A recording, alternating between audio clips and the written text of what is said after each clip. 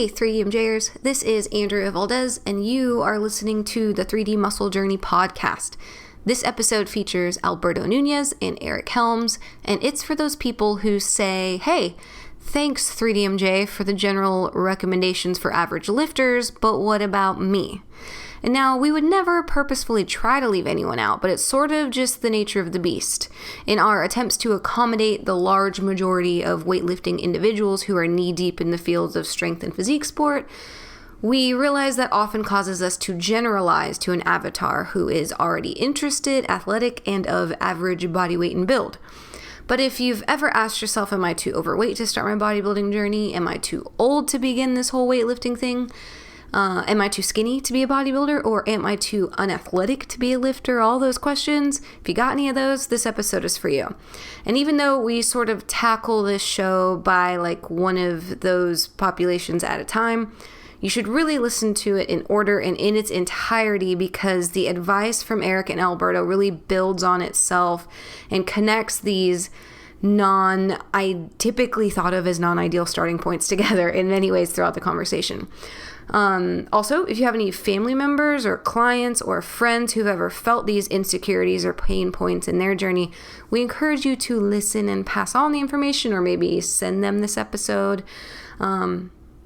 Because they could possibly benefit from it as well. And it might be useful in your own practice as a personal trainer or coach. So, as per usual, if you have any comments or feedback on this episode, go to 3dmusclejourney.com or to our YouTube channel at youtube.com/team3dmj and leave it there under podcast number 142. So here is our episode titled, Am I Too Blank to Start? With Eric Helms and Alberto Nunez.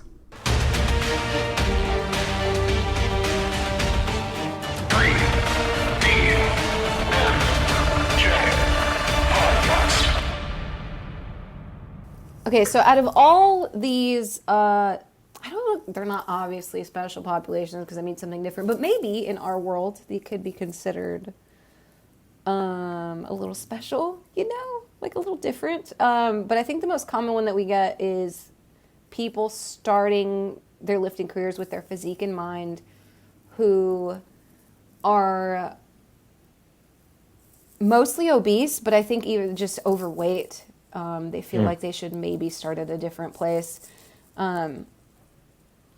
Eric, do you think in terms of training that someone who is maybe, they know already they're 30 to 50 pounds or more overweight, that they should start their journey differently than someone who is not?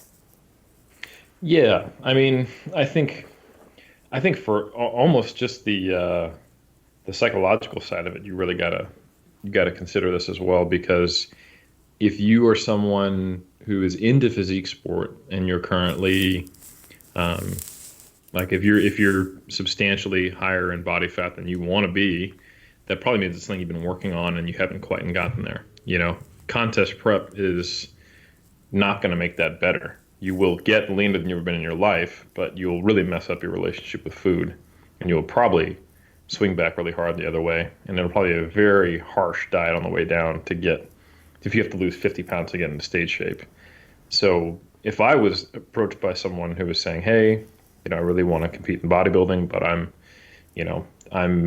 let's say 30 pounds over being at a good off-season body composition, I'd say, hey, let's just first step, let's work on really improving your relationship with food, building some habits, and getting to a point where without trying to, you could maintain a good off-season body weight, and then we can look at starting a contest prep. I think that's the only way I'd recommend someone going. I have met and worked with people who've lost more than 50 pounds to get into stage shape, and they struggle a lot in the off-season in that transition because they didn't have you don't actually have the skills yet for off-season bodybuilding, So you're going to learn how to get really, really lean and then have nothing to go back to, and it's a recipe for disaster in most cases.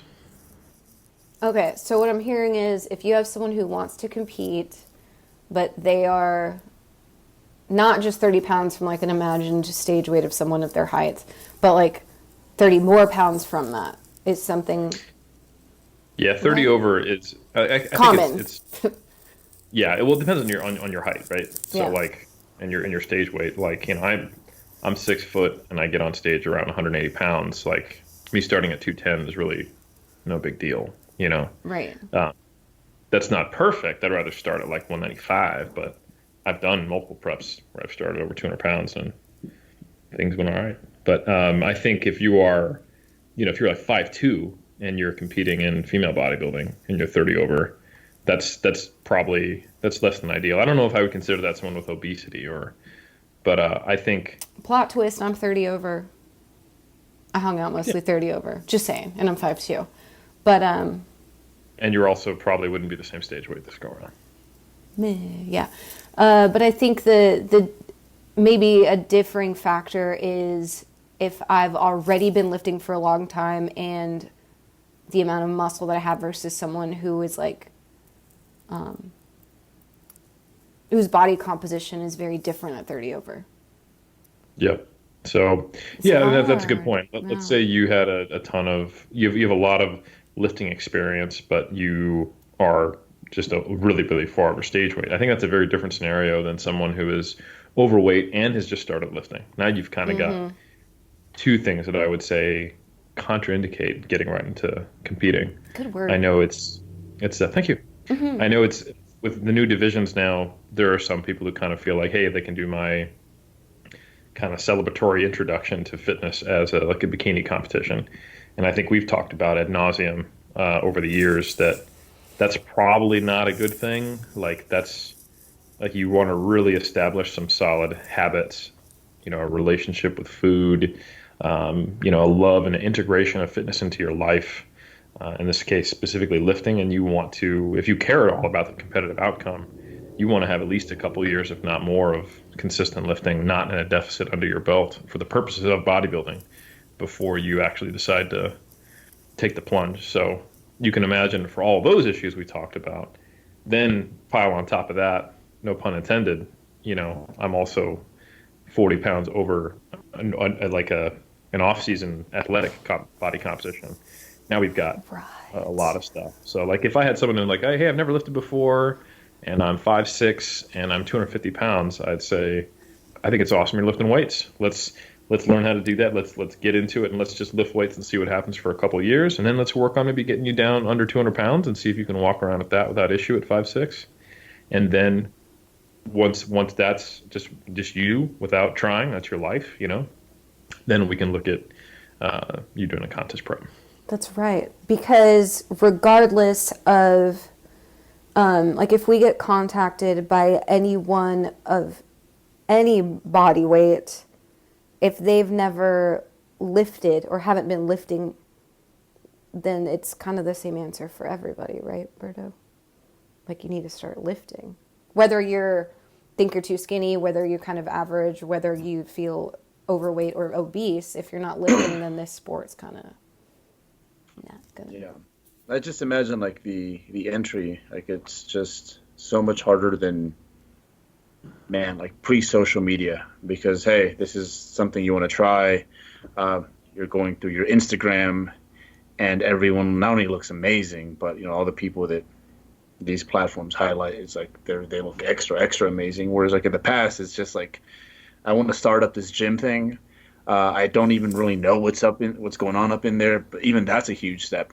So yeah, you think you want to do this, you go through your feed and you're like, holy fucking shit! It's like I thought I was fat prior to this. Now it's like, whoa, like it's super daunting. So yeah, I'm not even thinking competing. I'm just thinking like, let me get you in there and let you see that this kind of is for everyone, regardless of what your starting point is. Yeah.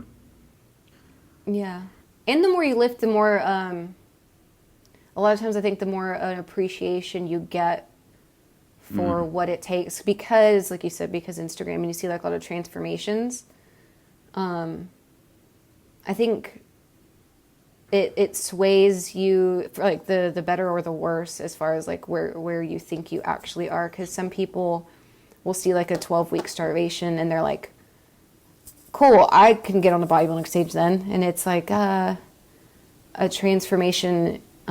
Actually, Eric, can you explain the difference between a 12-week transformation and a contest prep and how that would be more or less dangerous for someone who is obese? Yeah, I mean, the big problem there is that I think there's a certain expectation that when you look at a transformation, that's like the butterfly coming out of the chrysalis. That's the transformation. Like personal trainers and online coaches sell these X number of weeks transformations because now you have transformed. This is who you are now. And what they never show you is, and then 12 weeks after that, And they're big again. Right. Yeah. And they have an eating disorder on top of it. So that's what their real prize was, Sorry, so they regain their weight and then they have a jacked up relationship with food. So these like you get it done in the 12 weeks. That's like the crash diet model. And man, there's a huge demand for that. I get it. I've talked to a ton of different personal trainers. That's like there's transformation gyms out in certain parts of the world now where you go and you pay a trainer to work with you for 12 weeks and they put you on a harsh diet, train you 3 times a week, sell you some supplements, and then boom, you look great in 12 weeks, and then sweet. That's all I do. You buy all the new clothes, and then they don't fit you a week later.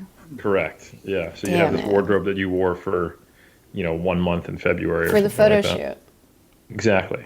And then you can, anytime you meet somebody and be like, I look great. I'm like, no, you don't. You're like, well, look, check out these photos. And you're like, but I can see you right here. Like, that doesn't matter. Yeah. But they put these on social media, so I look amazing.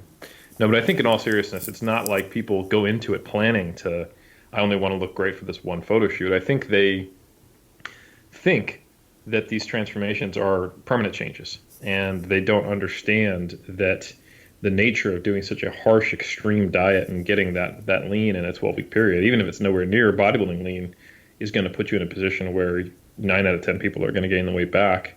And even a sizable percentage of the people, if their plan is to try to maintain it and they're given those tools, the nature of that approach, it's just very difficult to establish habits and maintenance behaviors if you're losing all that weight in 12 weeks. I think if someone is going to go into that transformation mindset, hopefully they have someone with them who's constantly reminding them, yeah, we're doing this for the next 12 weeks to lose 30 pounds, but here is the transition. Here's the game plan. Here's how we're going to take these habits and return to maintenance. Here's the exit strategy. Here's how we're going to make this fitness a lifestyle. Like, you have to keep working out. You have to stay active. You have to be consuming fruits and vegetables and high protein diet and controlling your intake and then developing habits and paying attention to hunger and having a schedule. And oh my God, like, your life has to change if that transformation is to actually be a transformation, not just like a slight vacation from the norm of what you look like. So I think the problem there is that people look at these transformations and they go, sweet, I can do that. And then if they want to take it all the way to contest prep, then they're going to go even further, and that pendulum will just swing even further back and cause even more problems. So the physique competitor specifically knows, I'm going to go through this 12-plus week process with the intention of gaining that weight back. That's exactly what I want to do. I am not going to stay this lean. But the people who go into these transformation scenarios, they don't understand that, and that's the big difference. And they struggle with can't and hate themselves for, and end up spending money again and get tricked into diets and drugs and supplements and all this stuff because of that. While the physique competitor goes, yeah, after I got on stage, I had pizza. Yeah, what? Yeah, that's fine. That's the goal. Like, I can't stay shredded year round. Yeah. So I think that's the answer to your question there, is that there's these first timers who are not in a good position. They're going to have a problem regardless of how much weight they need to lose, but it's only going to make it harder and then not be in the shape they want to be to get there, and then really struggle afterwards.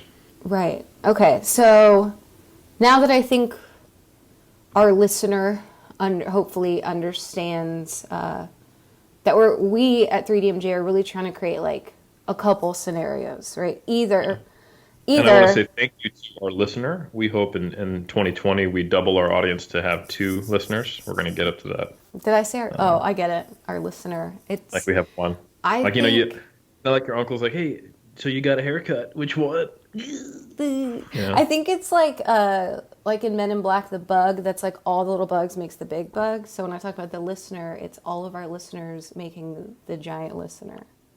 So you heard it here, folks. Andrea sees you as some type of alien bug collective. Yes, but a very attractive one. Correct. Yes.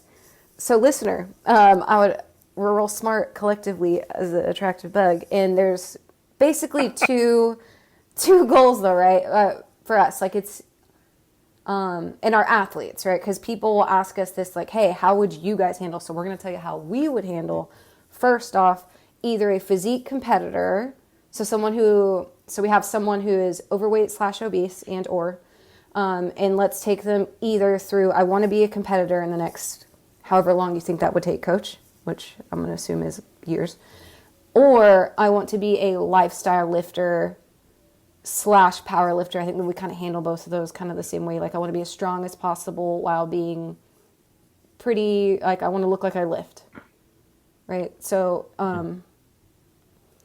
just trying to get, like, eventually to some tangible advice. Like, let's take that person this way.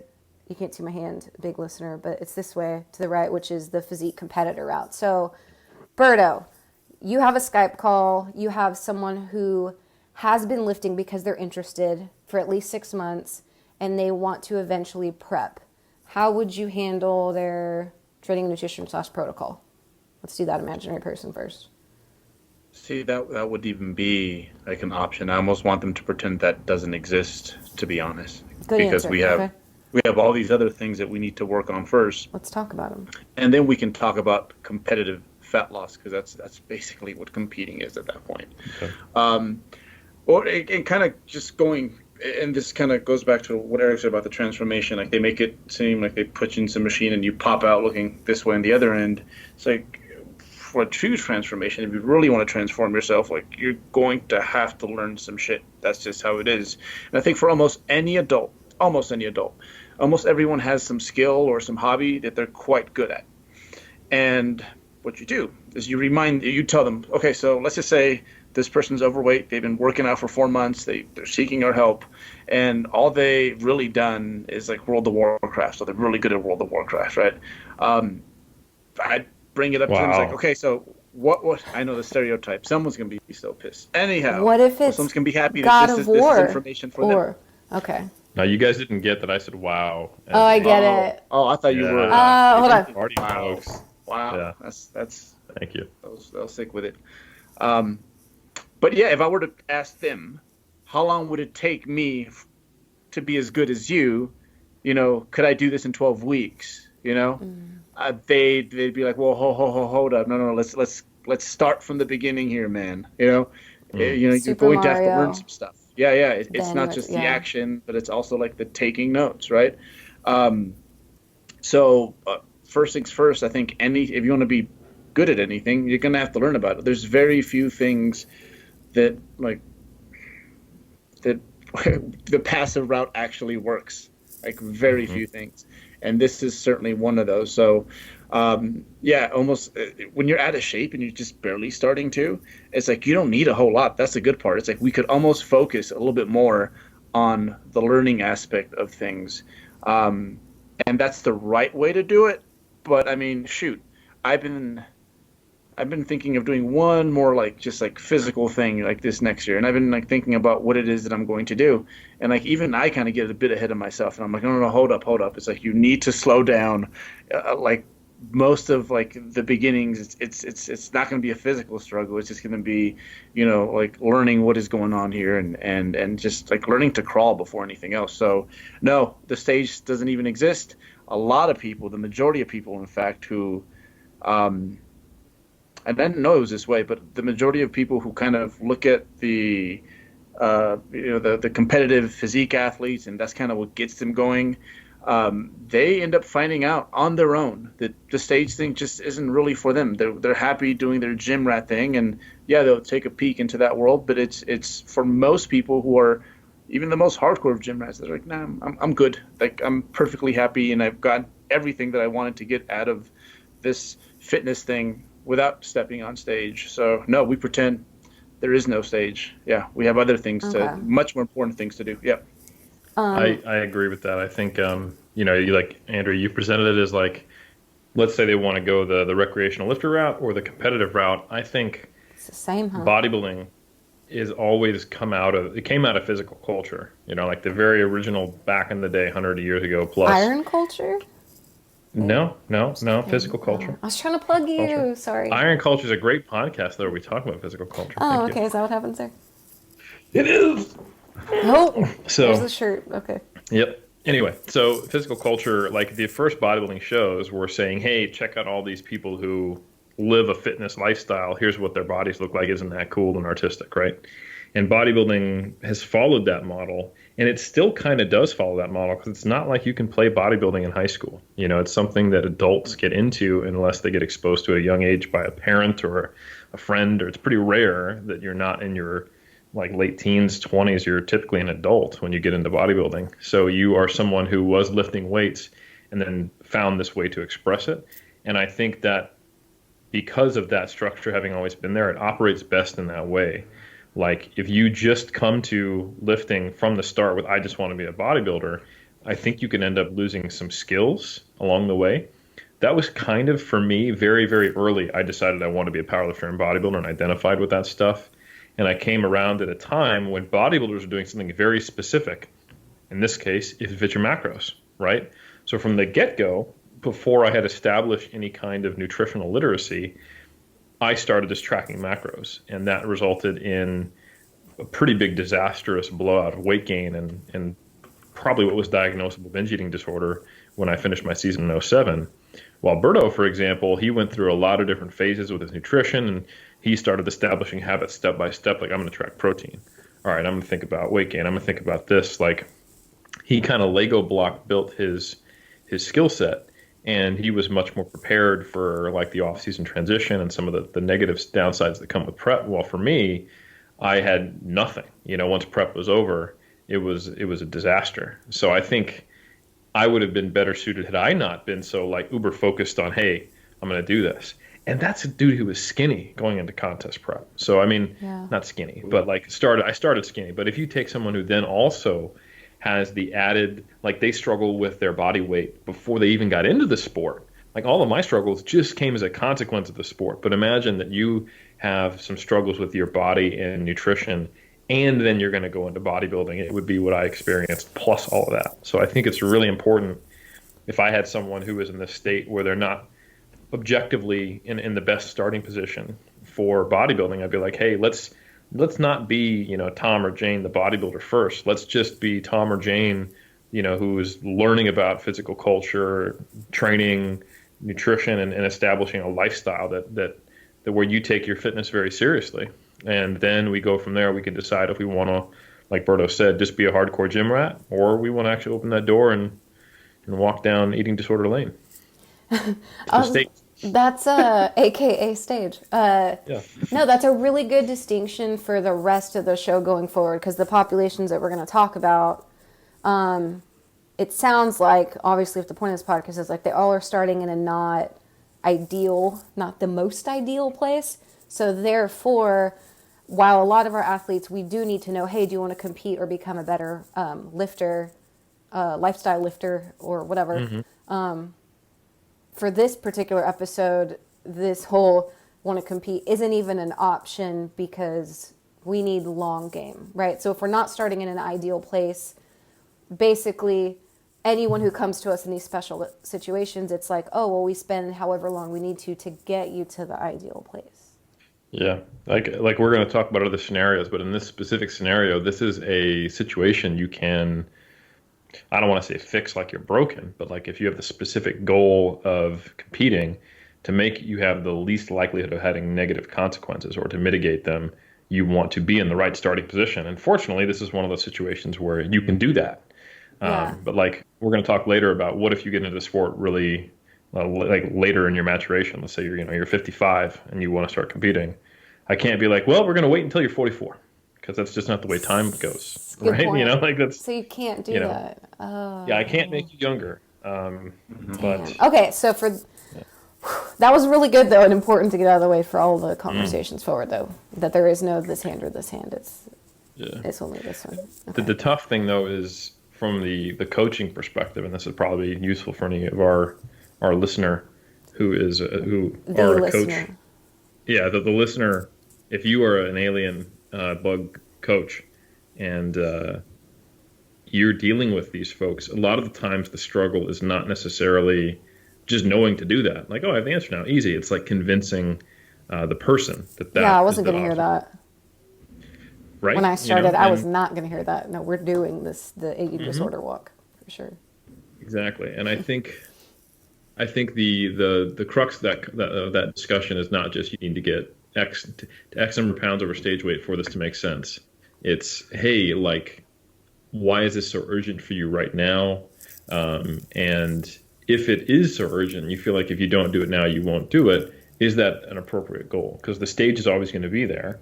And for you to handle competitive bodybuilding well, it needs to be something that is on top of these well-established behaviors, this lifestyle of fitness, this lifestyle of healthy eating, so that when it becomes the atom bomb in your life, that it often is for the first-time competitors, and you have to transition, you have to have something to transition back to, you know. And if it's just like, hey, I'm uber focused, I want to do it, I'm super motivated, I want to get on stage. If I don't do it now, I won't do it. You might be the person who gets so depressed with the weight gain and the post-show transition and that empty nest syndrome that you don't even keep working out, you know. And then really all you've gained is just a really messed up relationship with food in your body and not even maintain some of the fitness habits, you know. So I think that's what you really want to avoid, and that's the discussion that needs to happen with the person from the coaching side. And how many like hardcore gym rats do we like, you know, or we suggest, you know what, maybe you wait a year and get a little bit better at these things, and they're already often in like awesome shape, good muscle, you know, they're pretty lean year round, and still it's like, let's they got something to work on, and we're not always keen on, you know, like 20 weeks out. It's not how it works. So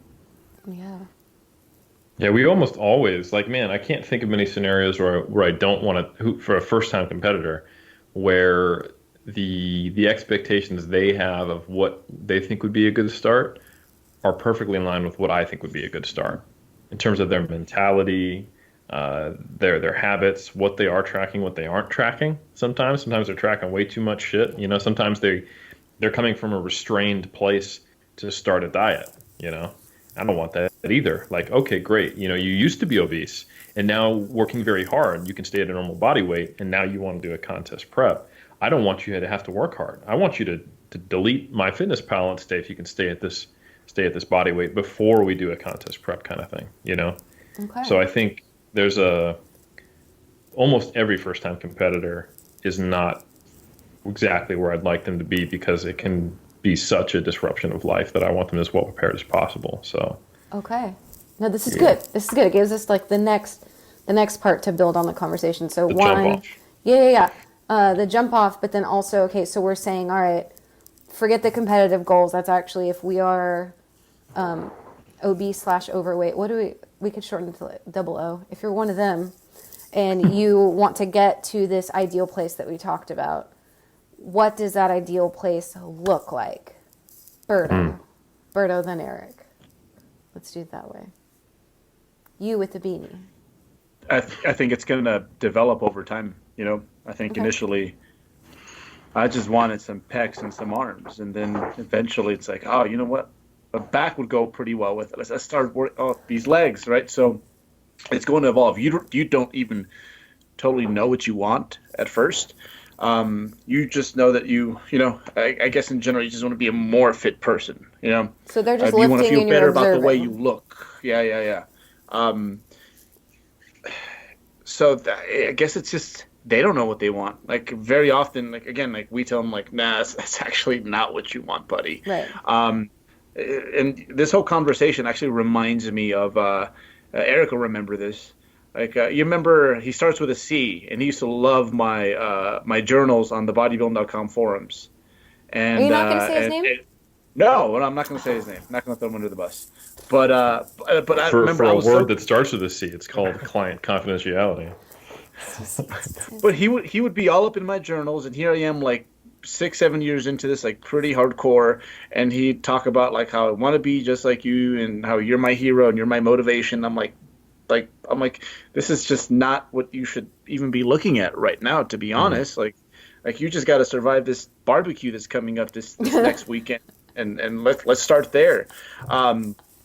So yeah, the goal is a moving target, but in general, I think for most people, I'd start off with like, hey, let's put some muscle on you, and let's get you stronger, And the rest, and then obviously, some nutritional guidelines that are appropriate given where they were before, right?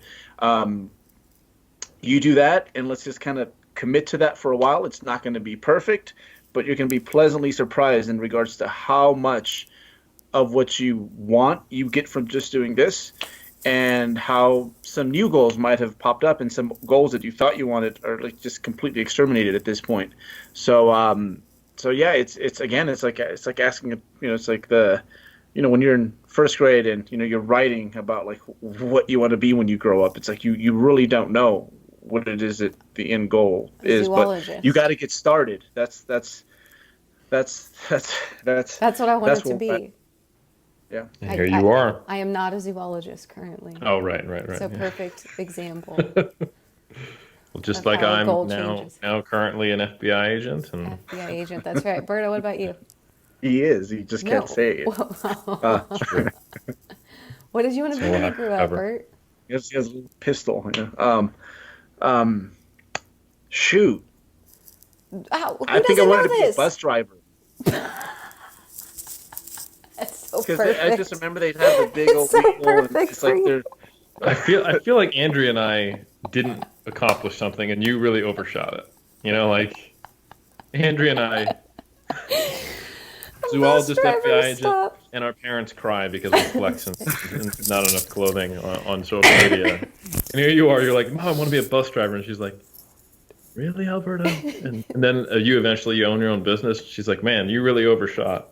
Well done. Sometimes in the city, they'd be taking these turns. I'm like, wow, you just did that? And the bus would come offline. They'd come out, they'd connect it again, and they're getting all these people to work. I thought it was I thought it was a prestigious role. He's talking about the buses in San Francisco. Yeah. They're electric. Some of them, yeah, hybrid.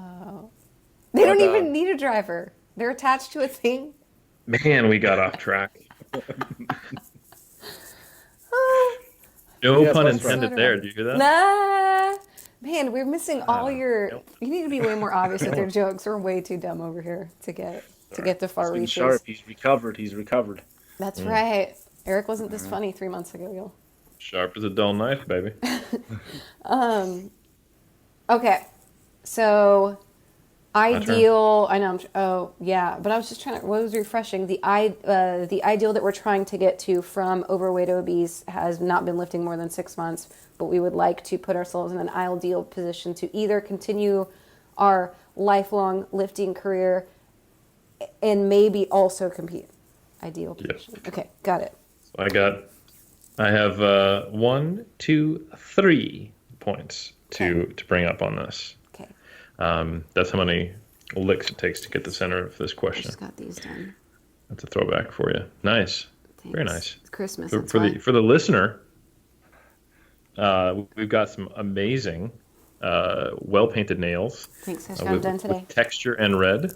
Excellent fingers, Andrea. Thank you. Anyone would be just blessed to get fingered. I mean, to see your fingers. Whoa! Amazing. I just need Santa Claus to be happy about it. That's why they're red and sparkly. We're up here fingering Santa Claus. Whoa. Giving Santa Claus a finger. No, wait. God, I'm not saying this right. Whoa. Santa Claus loves your fingers. So about the ideal... 3 points. 3 points. 3 points. 1, 2. Shut me up before I get us kicked off the air. All right. So first thing is that we want to get the person just to a place where they have fitness and health as a lifestyle, right? With, bodybuilding style. Right, so they're lifting weights. They're trying to get jacked. Tan is optional, and the next place, I think this is kind of something that is basically where the coach comes in. Right, this is where we really like the first thing is, hey, here's where you should be before you even consider bodybuilding, is having this fitness lifestyle, having these habits in place.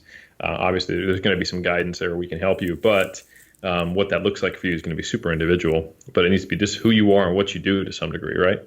Then there is the logistical concerns of actually getting on stage. So you could be an awesome, badass gym rat with a good chunk of muscle, but be 60 pounds over stage weight. And that's not necessarily obese, and that's not necessarily even unhealthy. You might be quote unquote overweight from like a BMI standpoint or body fat percentage. Cake.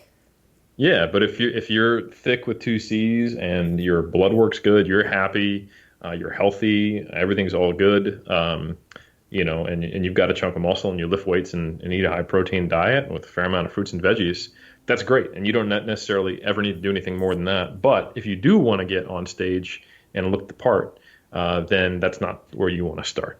So that's where the next step is just getting set up appropriately to do. This is still part two. Oh, we're still still number on two. two. Sorry. Still on number two. Is just getting you in the right starting position, and that's probably ideally, no more than 15% over our target eventual stage weight, and probably closer to like 10%, if we really want to do things as effectively as possible. And then having that be that starting point, not be something that required restraint to get to, or difficulty, so you can maintain it, at least for the short term. Kind of thinking about our like quote unquote hardening phase, or Berto, what do you call that phase when you have people get Diet to before the diet? Diet before the diet, and then we do the gain-tain thing. Gain-taining? That's the word I was looking for you. Gain-tain, not the gain train, not to be confused. No, the gain train is where hopefully It's we're all choo-choo getting it, but so Berto I'm drives. more so. Oh yeah, Berto's driving that bus. It's not coming off the track. Nope. Nah. And but yeah, you're in that position where you are able to be in the great starting place, and that's a non-difficult thing to do in the short term. The third part is something that kind of emerges from that. So point three. So I think we've talked about this a lot. For someone to compete in bodybuilding, they need a strong why. They need to know what they're getting into, and they need informed consent. And they should want to do it for the right reasons, not to fix something that's broken, not to get social acceptance, not to celebrate the 40th birthday or whatever, etc. But what that why looks like is going to be different for everybody. People find meaning through all kinds of things. And I think that third aspect will become an emergent property from the process. But it will be very difficult to get an accurate assessment of whether or not you will stick with bodybuilding if you don't do one or two. So if you just do number two, like if you get in the right starting point, but you have nothing to fall back on, like we talked about, that can have a really, really tough transition back to normal life, and you go, oh man, this ruined my life. And if you just do one, then you can do bodybuilding and just feel like, oh my God, this is too hard. This is just what I can't get this lean. How do people do it? Do I have metabolic damage? Blah, blah, blah. You have all these misconceptions because you don't realize where the good starting point is, and that can make the sport seem just discouraging. So if you have both one and two in place, then you can actually go through the journey and figure out, is this thing for me? Is this a one-time thing for me, which is totally fine. I know a lot of people who did it right, but don't want to do it right again. That's fine. I did it. I'm good. Yeah. But you won't be able to even assess that if you don't do number one and two well. And a lot of people don't do it right their first time around anyway. I didn't. I sure and then shouldn't. Most of us don't. And then we got, chance two or chance three to get it right. And that's when we can really kind of give it a good assessment of whether or not this is something we want to do more than just for a chapter of our life or more than just once. But I think you're giving yourself less future options if you don't set up number one and number two right. And number three has less potential doors for you to walk through. And it's going to be, there's a higher potential of it putting a dark cloud over your experience. Eric, that needs to be a blog post on the 3DMJ blog right there is what you just did. The thing I said about fingering, or? No, not that. Oh, sorry. But I wasn't the sure 3 which part you point, liked. yeah. I don't talk about what I liked now that you said that, but the 3 points. Okay, not the Nothing about inappropriate Santa or nails Got it. or hands, but the Got it. three. It should be titled The Shocker. This might shock you, but I have 3 points. Send me something to remind me to make that into a blog post if you don't mind, because I probably will. Okay, great. Noted. Writing it down right now. Blog post. Eric, every listener, this is in the podcast, is now going to expect it. So. Shit. Yep. Thanks, Yeah. Andrea. No and problem. thank you, listener. Thank you, listener. We should name him like Dave or something. Unfortunately, we have a 100% male audience at the moment. No, he's made of Leslie is right. There you go. Or like yeah, Pat. Aaron. No, wait, that's spelled Pat. Aaron. No, Aaron works. Aaron works. Well, but you can spell it differently. It's like We an don't need E to spell usually. it. Aaron. Yeah. Girls don't use two A's usually. I think it's Erin. No. I have met males who are Erin. Really? And I have women, but more males are Aaron. Oh, okay.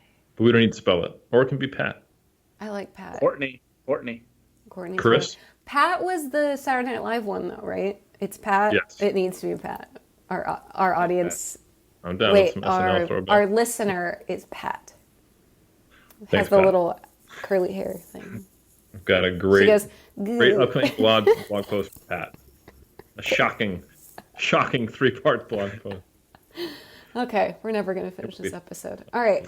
Oh, the only thing that I want to leave on. Okay, so I think we've like theoretically covered like a game plan, a qualitative game plan, right? Mm-hmm. But to get very tangible about it, Yes. I'm going to make an assumption here just for Speedsy's purposes that we would not train this person any differently because they're just training, they're weight training, right? However, are there, if any, and what would they be, some small nutritional guidelines or behaviors or rules or actual prescriptions that you, can't say that, recommendations that you would have for this person? Because the pyramid's recommendations aren't necessarily always in alignment with this. Correct, Eric? Since I said pyramids, I'm going to go to you. Yes, the pyramids often operate from the position of someone who is in the right place to approach bodybuilding. It does have some guidelines around where that place is, so you know if you're not there, but it's not in a treatise on how to get there, that's for sure. Okay, so what? And if we were to give prescriptions, don't worry, it wouldn't be us, it would be Mr. Taylor, our RD. Steve Taylor. Shout out to Steve Taylor. Oh, Steve could give me Percocet? He can give you, yep. If not, we could get Dr. Nick Licamelli, or I can always write you because I have a PhD in strength conditioning. So if you need some perks, I got you. Happy New Can Year's. Rizzo? Right. No, that's a psychologist different than a psychiatrist. Anyways. Sure. Mental health I think Rizzo counselor. can do it. Yeah. That's the Percocet doctor, though, right? Anyways. She's not a psychiatrist. Shout out to SteveTaylorRD.com. He's our RD. I mean, you can find him on our website, too. But anyways, I'm going to let you finish. Sorry. Yeah, anyway, I was just going to say that if you need Percocet, just hit up Steve Taylor, myself, and Nick Licamelli. Nick, who just started a business, so yes, please hit him up for Percocet. Yeah, but between the four of us, we'll get you some Percocet. It's not funny. I don't remember what the question was anymore. It was about are nutritional recommendations different if you are like if someone wanted to calculate their macros? How is that different if they are overweight? Yeah. So there's there's a few things that are quantitatively different if you are a lot higher in body fat than most. So because, for example, protein is directed towards your changing in lean body mass, your muscle mass, it makes sense to prescribe it in the ranges that we provide if it assumes that you have your total body weight has a reasonably constant relationship with your body fat. So whether you're 5% on stage or 15% in the off season as a male, or 8% on stage and 18, 20% in the off season as a female, those are like close enough that having your body weight as a protein target will be appropriate in most cases. And that means like a gram per pound or 2 point. Oh yes, if we're talking about a Metakansky's, but if we are using the metric system, probably 2 grams per kg or higher. So anyway, our standard recommendation for the record is 0.7 to 1 gram per pound in the off season, which comes around to 1.6 to 2.2 grams per kg in the off season, and then going maybe a quarter higher than the high end of that as a cap for dieting, just to protect against lean body mass, provide some satiety, and perhaps leverage the thermic effect of protein to enhance your total daily energy expenditure. You sound like a stewardess when you said that. I'm here for you. Sorry. Every flight, whether you've been on our flight or not, you have to listen to my protein recommendations. So when you're flying the gain plane. So if you are someone who's very high in body fat, that means that that protein intake would be unnecessarily high. A useful way to get around that is to use your height in centimeters, and that will probably, unless you're really, really short or very, very tall, give you an appropriate intake for your lean body mass. As an example, even as someone who's 6 foot, who for bodybuilding purposes means I might as well be like 12 feet tall. That's not true, but too tall. I am 183-ish centimeters, 184 centimeters, 183, 184 grams of protein puts me right around 2 grams per kg. That's a clever hack. Shout out Andy Morgan. That was his call in the books. Shout out Andy. Shouts. So anyway, that's probably the only big quantitative, the gain plane. I love it. I love that he's a smiley face too. You need to make that. Obviously, that he's happy. Well, of course, she's making gains. Yeah. Actually, I don't know if that's a male plane. That plane is Pat. making gains. Oh. I should say Pat the plane. Pat the gain plane. Oh my God, Pat the gain plane. Man. I love it. So, yeah, I mean, other stuff kind of just emerges from some of the calculations. Like if you weigh more, even if it's body fat, you're going to be burning more calories because you have to move that around. You still have to provide blood flow to adipose tissue and cool it. And it's not just inert tissue. So you're going to probably have higher calories than you would if you were, like if you're just looking at like your lean body mass or something like that. But anyway, that's probably only real quantitative difference. And in the weight room, if you are actually with obesity, there may be some modifications to training you need to make until you're a little bit better, better suited for certain loading patterns, so that you're safe and you don't cause any injuries to knees or anything like that. But it really depends on the individual. I would say the biggest stuff is just getting into the right psychological space and food relationship space so that you're well set up to take the plunge. Word. So just protein intake and possible exercise selection. Yeah. If you're looking at the pyramid recommendations, everything else is pretty much, any of our advice pretty much works besides maybe those couple things. Yeah, and that's going to be, I mean, like, shit. Like, I would feel comfortable giving the pyramids to a super heavyweight powerlifter, Mm-hmm. So I mean, the only it's not like you're going to ruin everything if you have too much protein.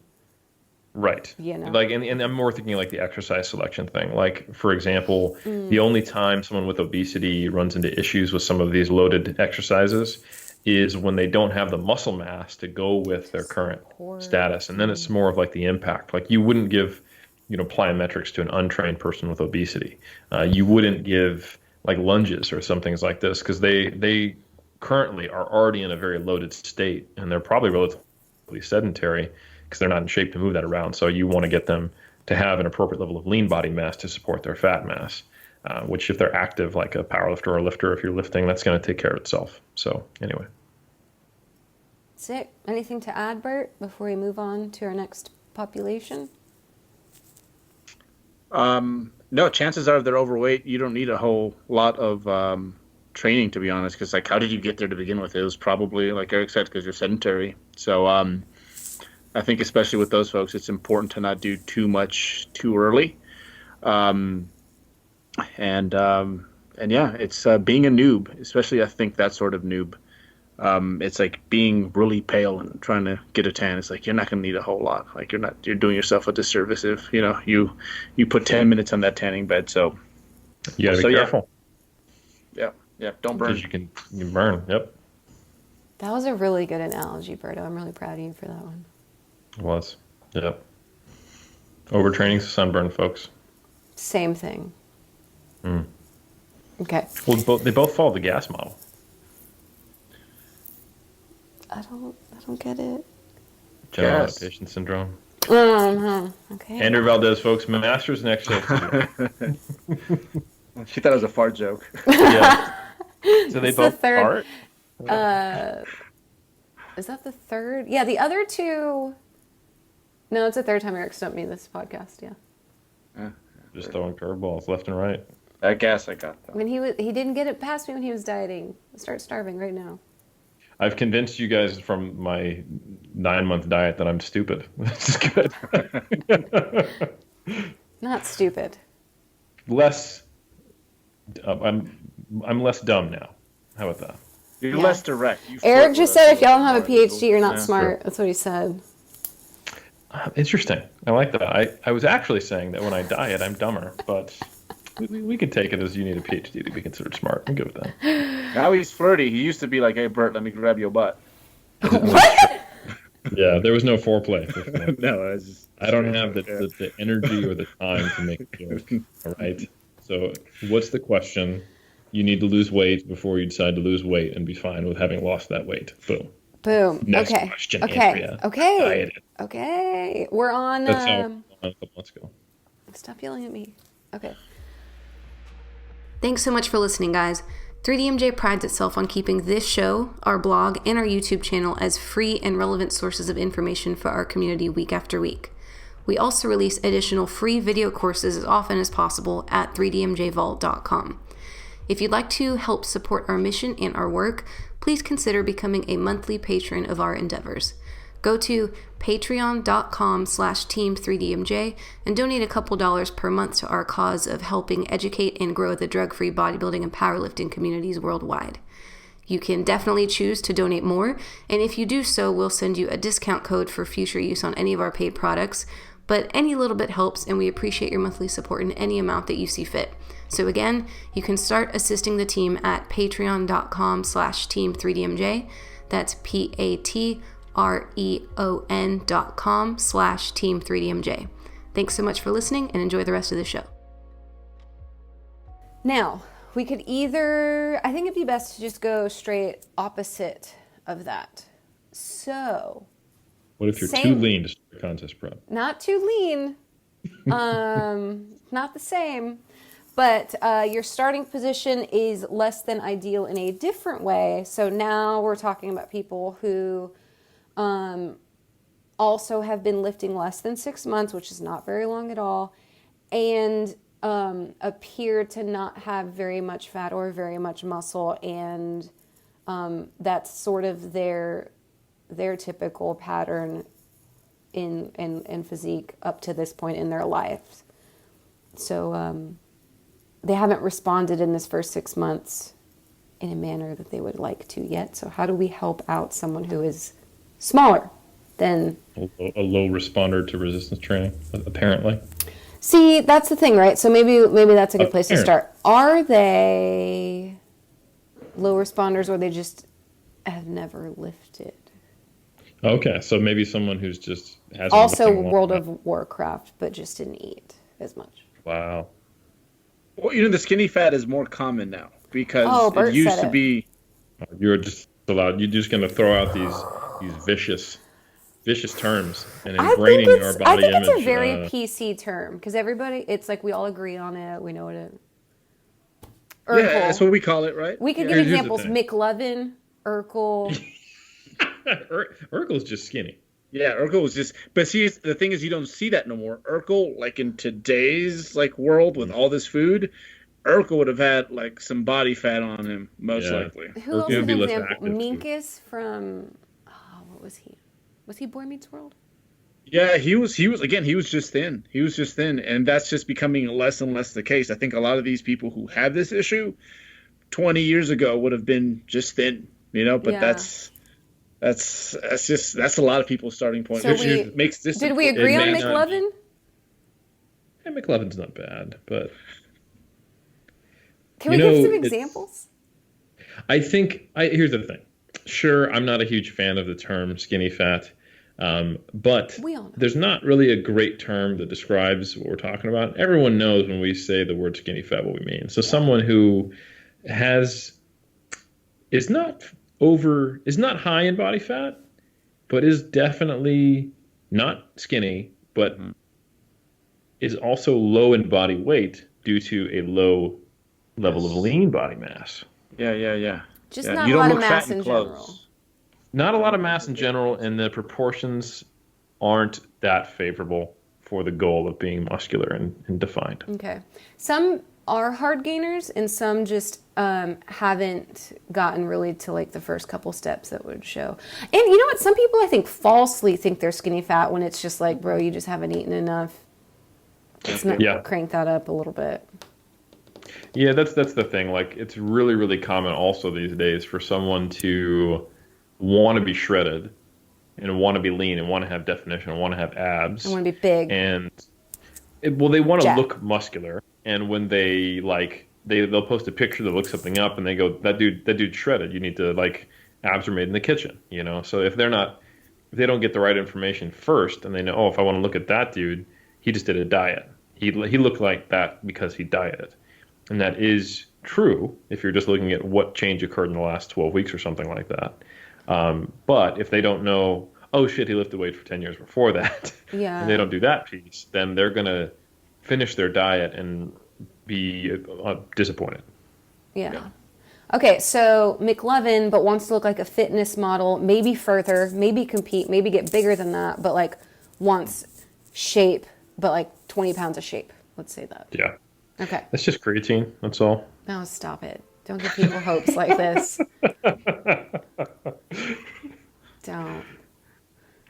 Yeah, I think in these cases, it really depends on what led the person to be here. So they could be that person who is really, really just wants to look like the fitness model type or more, and has been self-sabotaging inadvertently by never being in a surplus. They could be someone who just has unrealistic expectations about how much time it takes to build muscle. Or they could be someone who is trying to build muscle and doesn't have unrealistic expectations, but is really struggling to do so. And that could be the quote unquote hard gainer due to they are those people who have a very, very robust, tightly regulated satiety response. You know, Like I Berto. swear I'm eating a whole lot. You know, well, Alberto found out the way past it, which was just eat everything no matter what, doesn't matter. But there's a lot of people who, you know, they have a meal and it's even semi bodybuildery or whatever. Like it's got a fruit, a vegetable, and it's high protein, but it also has plenty of carbs and fat, and they are done. Like, oh my God, I'm so full, you know, and they just struggle to get enough food. So Yeah. there are some really very easy practical solutions if you're just simply someone who doesn't have incorrect expectations, but you just have a tough time putting on weight. And if we can identify it, and it's often not one single factor, but if it's a single factor, if you're not eating enough, it's okay. We just need to find a more palatable, enjoyable diet that helps you get calories in to grow at an appropriate rate. If you don't grow well, just because you don't grow well, like if you're an actual hard gainer, then that's when it gets a little more difficult. Then it's just we have to shift the expectations to be more individually tailored versus you thinking my expectations should be based on, you know, what an article by some insert fitness person says, you know. Okay. Yeah, when you put on, like we talk about this stuff a lot from the perspective of being competitive bodybuilders and having a bunch of clients who self-selected to lift weights and become our clients. Like, and we think even our low responding clients are low responders and our high responding clients are high responders, but we're probably kind of looking at a very right shifted bell curve anyway, you know.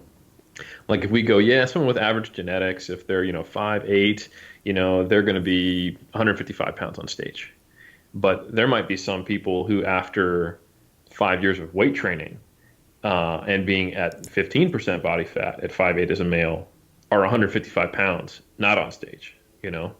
That happens, and that's not that uncommon at all. Yeah. And I think those people are sometimes getting a disservice because they think they are not normal or they're way below the bell curve. And in fact, they just might not be on the right bell curve for competitive bodybuilders, which is competitive, not natural bodybuilders specifically, which is okay if they're okay with that. Yeah, this is interesting because on the flip side of our first population, like if you're overweight or obese, like we know the problem. Or like we, you know what I mean? Like we can very clearly see that Yep. somehow you're not expending as much energy as you're consuming. Like we get that. But if they're on the other side, if they're the skinny fat person, we don't know. There's like a lot of things, a lot of, I'm sure we could go through the points, like a checklist of things that we actually don't know you're a hard gainer until we've established, like you said, your training program's sound, you're eating enough, and enough, that question isn't obviously answerable if you don't know a lot about nutrition. right? Like you said, someone could feel like they're full all the time. Well, it's because they eat only whole foods because that's what they thought they were supposed to do, and they're full all the time, but they might have like only 2,000 calories when they need like 2,800 or some shit. Yeah. I mean, you do have to get into the hood with the person who is, really, hood? really high under the hood. Oh, I thought like in the. I mean, that's just kind of like at all times, just as kind of like a status. I'm in the hood. Okay. Okay. I never left it. I didn't know New Zealand had hoods. I guess what you can say. No, listen. Okay. You can take Helms out of the hood, but you can't take the hood out of Helms. Is what I'm saying. As I Got it. Actually, above Helm's screen, there's a vehicle hood. There's a hood. Yeah. Y'all can't see right I'm now. actually stuck underneath it. If I stand up too fast, I hit my head. So, getting back to my point. Should I use a different analogy? I'm gonna stick with it. Okay. You do need to get under the hood with someone who's with obesity, but it's more so as like we definitely know that your body fat's too high and it's from the overconsumption of calories, and it's more so we need to get under the hood behaviorally to see what we can do to put you in a better place, and that there are parallels for the person who has too low level of muscle mass, who's not necessarily too high in body fat, but a lot of times that can happen and it is not necessarily a behavioral issue. It could just be you don't grow muscle well, Or you don't understand There's nutrition. not really the equivalent thing of you grow fat really well. Even the most disadvantaged person, you have a relatively slow metabolic rate, and you tend to have a high quote unquote biological aspect of your settling point. That's almost never like the barrier. Like it might make it harder to get in shape, but it's more of a question of how hard it is. But man, there are some people who just simply will never have like a 22 fat-free mass index, period, as a dude, or like a 20, which is kind of the equivalent for a female. It's just not going to happen as a drug-free bodybuilder. And you don't know why that is, you don't know that fact. There's nothing we can do to test that except for trial and error, where we go, all right, are you eating enough? Can we gain weight? That's question one. That's the solution to know whether or not you're having a issue with being too full or not consuming enough. Like if I ask you to gain a pound a week, could you? And if the answer is, oh no, that's easy, then it's not an issue of not knowing how to eat enough. But some people, like I can't tell you how many times I've gone to conferences and people have come to me and gone, Eric, I just struggle to put on weight. Like I'm eating so much. What do I need to do? And I tell them it's always the same answer: eat more. And they go, well, I'm already eating, insert X amount of calories, or if they don't know calories, insert, a long explanation of their meal plan. And I smile and nod, and they go, what do I do? And I go, you need to eat more. Like it doesn't actually matter how much you're eating now. It's not enough. Y'all should so the see answer Bert is more in the off season. Berto, tell them about your off season. Give me a day in the life at 190 Bert. I have like 5 of these in the fridge, and I go through one a day. Okay, so that's like, he just showed us a carton of juice that's like what, 150 carbs in that? Yeah, 8 servings of 140. 140 carbs, and you have one of those a day. So just in his Instead hydration, of water, we just drink that. Yeah. So that's an I love that example. that was within reach too. Like we're sitting here. Like he didn't go to the fridge to get that. He just his hand went off screen and he came back with a carton of juice. Exactly. So, my boyfriend is similar at times with things like that. He used to be. Y'all have seen the picture when he graduated high school at like 130 pounds, 18-year-old male, 100 maybe 130 pounds. Yeah. He gets on stage at a very lean 155 now. Yeah. So I mean that's someone who I don't have a picture on hand right now, but how tall is B? 5'9" and something. Yeah. Mm-hmm. So he's a really good example of like the average stage weight of someone who's 5'9". Yeah. In bodybuilding circles. And he started in the position in which we are talking about right now. Yep. So it's he was able to put on a good chunk of muscle. Like that's. His stage weight is 25 pounds higher than his walk-around weight when he graduated high school. Yeah. So he's not a hard gainer in the sense that it's hard for him to grow muscle. It's just that he has to. He never lifted. Work. Yeah. He was an active kid, like skateboarding all around or whatever, and whatever. Low set point, doesn't naturally eat a lot. So he had to put in some behavioral work to make himself get into a surplus to put on the muscle. And he was rewarded. But like, yeah, you don't know that looking at him until you figure that out. Yeah, you know what's another thing too? I'm not telling, I guess it's more me asking. Like, I feel like some people, I know the three of us have talked about this before, and no offense to anyone, but if you're kind of a pussy in the weight room, but then you start actually like really lifting, you'd be surprised how hungry you can get if you never did that before. Can we use the term wussy? Because I don't feel like the pansy. Female genitalia. Pansy. Although that sometimes is used as a derogatory term for homosexuals, so you heard it here. God. Andrea hates gay people and women. Running out of words. Never. See, the one time I come back to my hosting duties, and this is what I get. You're never going to hear from me again. Maybe next January, audience. This is my role. And don't worry, by then you'll have been out of touch long enough that there'll be new terms you're not allowed to say that we don't know now yet. Right? I can't predict it. But for real though, like, it's a skill to learn how to push it in the gym. Absolutely. Actually, that kind of goes to, I don't want to tangent, but go ahead. Non-athletes getting into lifting, they are the ones who I experience the most who struggle to know what it is to go there in the gym. You know? And a lot of these people that we're talking about, they usually tend to not be like old athletes. Like usually the old athlete thinks they know way more than they actually do. It's like, let me get in there, put 2 plates on the side. I got this. I used to do this in high school. However, I will say endurance athletes, they will come to you with not very much muscle mass, and they won't be necessarily quote unquote skinny fat, but they will be like low in muscle mass, and they have no problem getting after it in the gym because they know what pain is, you know. So.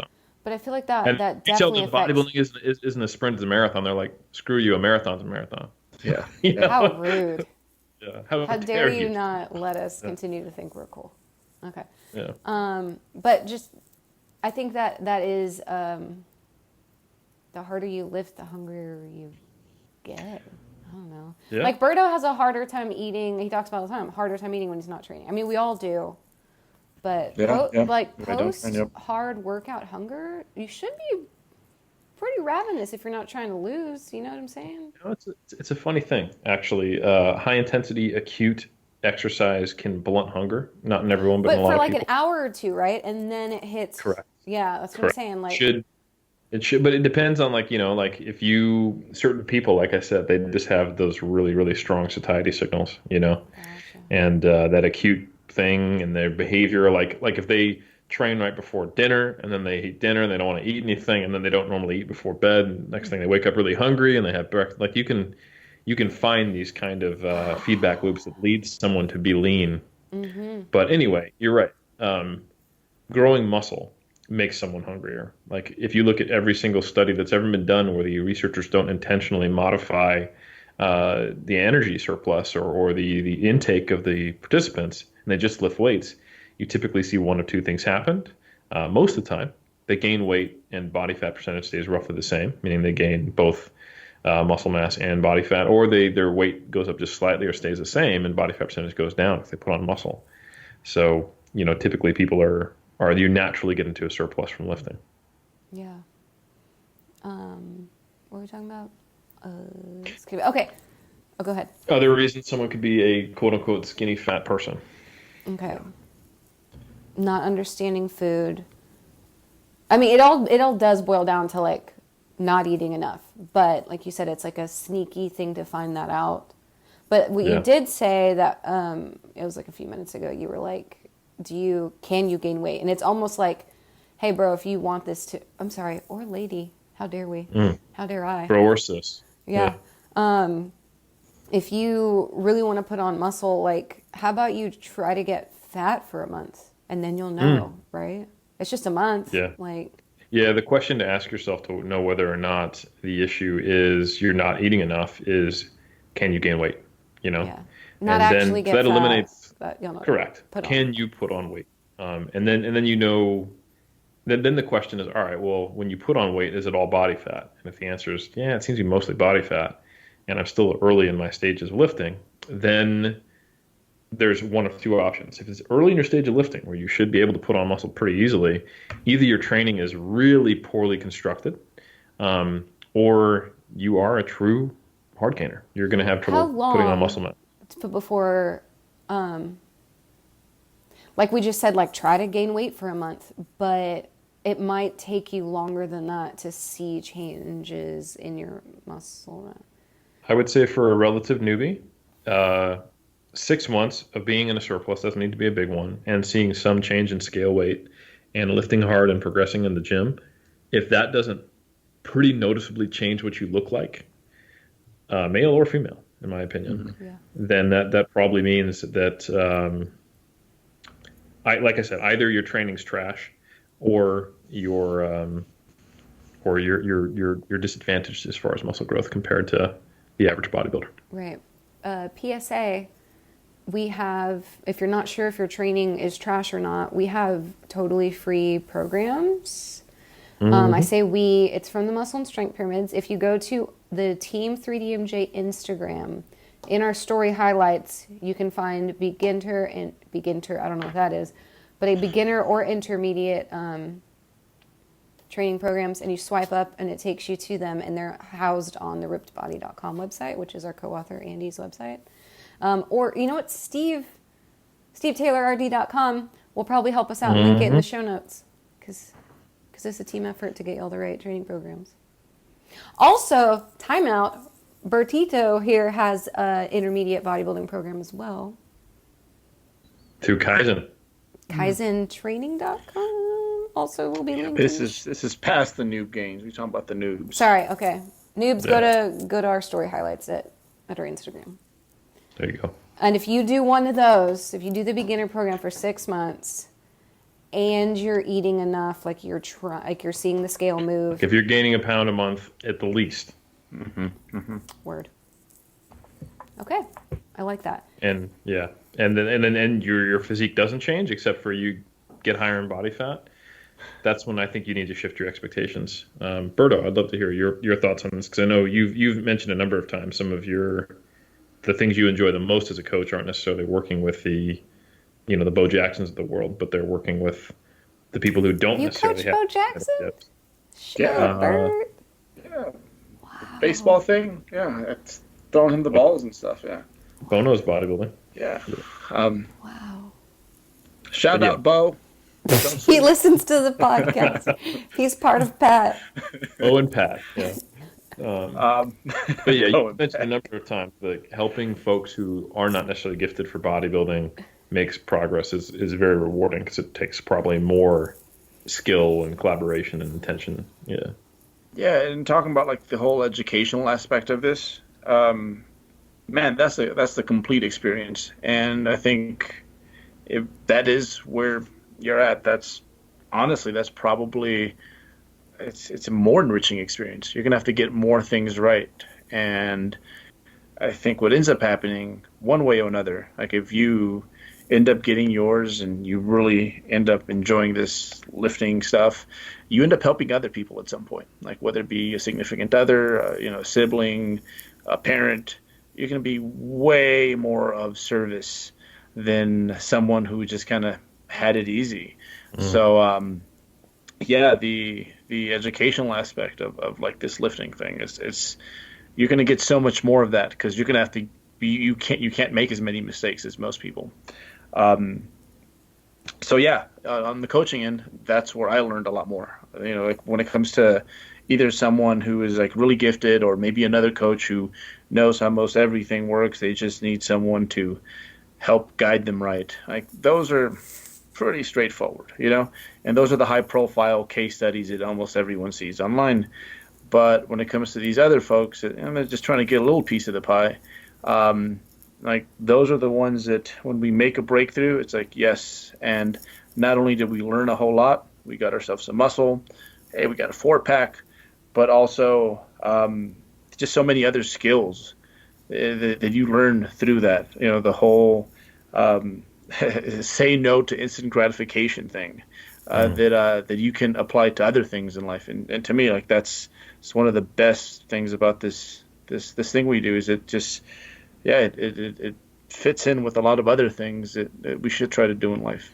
So we all have our privileges at the end, right? And I think, yeah, when it comes to this, it was my first experience with actually setting goals and kind of working backwards and being patient and not wanting that dopamine now. Yeah. Yeah.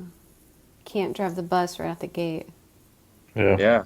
I'm still gonna be a bus driver one day and be so fucking happy. You know what? When you come here next time, we'll rent you a bus. So you can That sounds drive it. dangerous. I know, right? That's like not legal. I love that you learned how to adult through bodybuilding. Yeah, yeah. And when I think about it, it's like I was so about, I want that now, and if I can't have it now, whatever. And no other sport really offers that the way bodybuilding does, I feel. I learned how to hate my body with bodybuilding. That's So, another side benefit.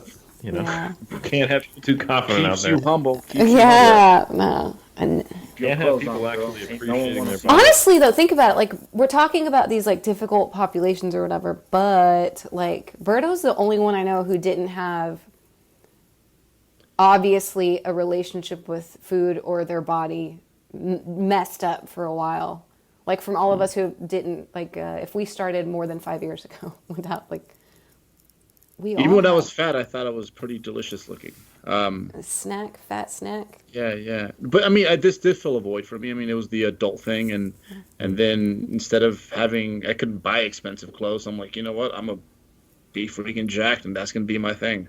So yeah, and I've definitely used this to cope and figure You know what, things though? out. Yeah, I was making it about me. But no, I think that was the hardest thing to overcome. But I think it's like I feel so in charge of my body now for like the rest of my life. Like I know I can do whatever I need to do when I want and need to do it. And like, man, but it took like Eric, like many years of like this, you know, Yeah. not just with body weight, but in like the stress that eating behavior, like I don't even know if like I was stressed Fear to eat and out a lot. uncertainty. Yeah, like food Yeah. was stressful for like years. Yeah. Mm-hmm. And then you come out the other side, and then you eat pizza, like you said. It's all good. Whoop, whoop. Yeah. Speaking of pizza, okay. So tangibles, I think we did that. Like you need to eat enough, and gave some strategies on. Yeah. I think the whole, and we actually do have a whole episode on hard gainers. I remember now. We do, We yeah. covered It's it like from a few 8. angles. Somewhere in there. We Google do. hard gainers 3DMJ podcast. You'll find it. But 3D Muscle I think Journey we podcast. we go in pretty deep on that one, and we even talk about like advanced lifters, like people who gain hard, but for other reasons. But I think that's obviously not the starting point. Okay. But Let's. yeah, so for I think the big one is if you are someone who ends up with a physique that is just not that muscular comparatively to the field, but as muscular as you can get. Yep. That really just, it forces you, if you're going to stay in the sport and keep enjoying it, it forces you to become more intrinsically motivated, which I think is actually the goal for everybody. Because I can tell you one thing, is that no matter how good you are, you'll find a way to use comparison to make yourself feel worse if you're too extrinsically motivated. Yeah. There's nothing wrong with wanting to win and wanting to whoop some ass and be a shark in the water. And I think all of us at one time or another can leverage that in a positive way, like wanting to win. We wouldn't get on stage if there was no aspect of it that was there. That's great, but you need to really have your core motivation, and rewards come from intrinsic motivation. I think it's easy to get tied into extrinsic motivation and extrinsic rewards when you're good right off the bat, because you get them. But if you don't get extrinsic rewards, then the only way you're going to stay motivated enough to keep in the sport is by finding rewards that are outside of getting a trophy. Because let's face it, if you're 5'8" and you compete at 130 pounds, you're probably gonna have a really tough time winning. So Yeah, but also it might just be taking you okay. longer. Like Could be. Like it might, like you said, you maybe don't respond as well as you'd like, or as quickly as other people that you compare yourself to. But it's not like if you did this for 10 more years, you won't look a little different. Just not as different as someone who's a higher responder, but Yeah. Sure. Yeah, I mean that's absolutely true. It's funny. People will sometimes use me as an example of someone who has crappy genetics, and then other times use me as an example of someone who has good genetics, and that gives you a really good that tells you just how much of this is just your frame of reference. Like, what are you Yeah. comparing it? You Yeah. know? That's a good point.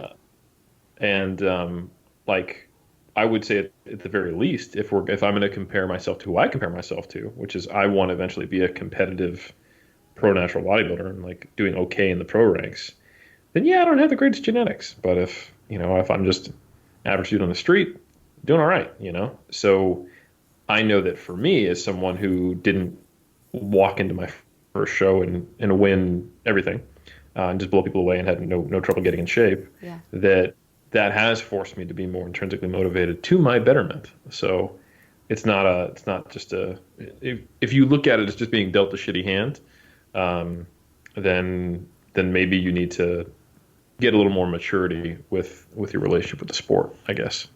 Not to be like, Or pick a offensive, but different hell, hobby. yeah, or Because I this think is really it's just got to frame it slow. differently. I remember I actually told myself and said out loud that I wouldn't keep lifting if I couldn't convince myself I would one day be, Mr. Natural Olympia. And that couldn't remain true for me to be here today doing what I do. So I had to reframe things. Because in case you don't know, I have not won the Mr. Natural Olympia title yet. So He said yet. yet, you never know. Okay. Well, we're glad you stuck around, man. Me too. Thanks, bro. Man, a lot of people are real glad he stuck around. It'd be weird if he didn't. And most importantly, I think to your point, Andrea, is that if I look back at, like, if I was to take my best stage shots and go show them to me in 2004 when I first started lifting, or my best lifts, I would be ecstatic. But I would also have to be like, oh shit, but I'm not IPF or WBF world champion, but it's still really good. But if you quit now because you won't be, you don't get any of it. So like, don't be an idiot, Yeah. Go forth. Go forth and lift. Is that a shirt? Go forth and lift? Sure. Yeah. Oh, okay. Oh, you asked, should it be a shirt, or Is that it a currently shirt? a shirt? Yeah. No, it's not a shirt. Oh, okay. Let's write that down. Should it be a shirt? I thought that was the question you were asking. Oh, okay. That was my answer. All right. We can do this in less than 30 minutes. Our Absolutely. last group of friends. Okay, so I don't know, like our last population is going to be people who started later, which is very vague. How do we, do we need to consider if they were bigger or smaller or average build? Maybe average build helps us to continue forward with the conversation. Yeah, just because I think if you are, let's say you're someone who started lifting weights when you were older and you were also with obesity, or you're also a hard You gainer, can then combine it.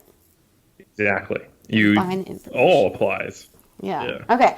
So when we say later, we do need to define later. You mentioned earlier, Eric, our average starter person, like between, let's say, 15 and 25. Yeah, that's probably accurate. What do you think, Bert? Yeah. And I think that's about right. Yeah. After 25, Less people 15 start to to sell 18, themselves a little short. More people, I would say like 18 to 28, I would say. Okay. That probably covers like 3/4 of our clients first time. Okay. So maybe a couple of people we could tackle here would be like 35 to 40 and then like 55 to 60. What do y'all think about that? 35 to 40 is an easy one. Okay, let's do that one. Knock it out.